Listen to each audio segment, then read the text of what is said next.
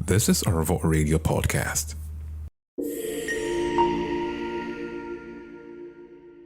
It's funny how countries that are not the ones engineering the GMO seeds or modifying the crops in their country are accepting it.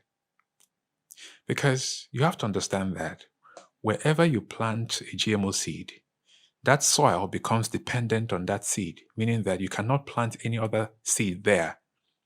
So that takes away the traditional farming method.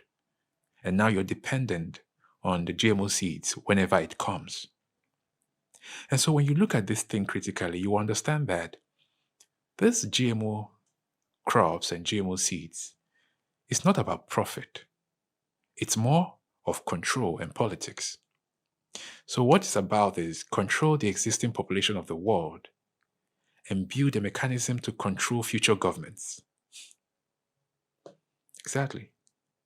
Because when your soil is contaminated, it starts growing small. You're planting, you're going, your soil are being contaminated. You become dependent. Your farmers become dependent on these seeds.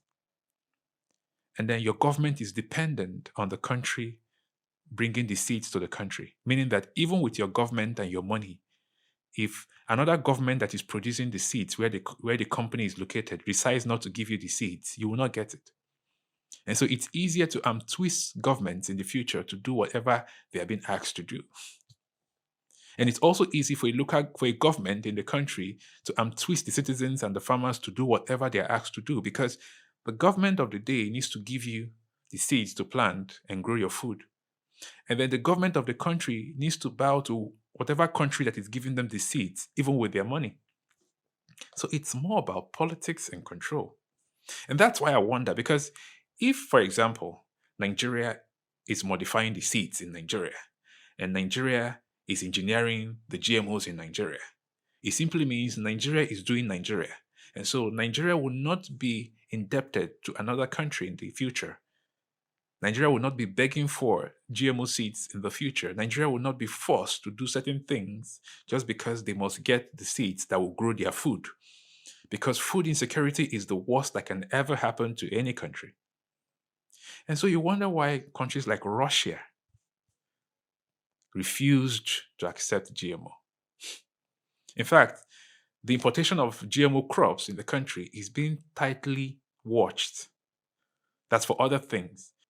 Countries like India, they've banned GMO. Theirs is partially because I think they allow cotton, but not for their food. You understand this? And then Europe. So when you look at the people, the countries that have banned GMO, Germany, France, Italy, it just gives you an insight that this is more about politics than just food. It's more about politics than just food, because the one who controls your stomach controls your brain. And that is why I can wake up one morning and come and tell you that GMO is safe. I think it's more about politics than profit.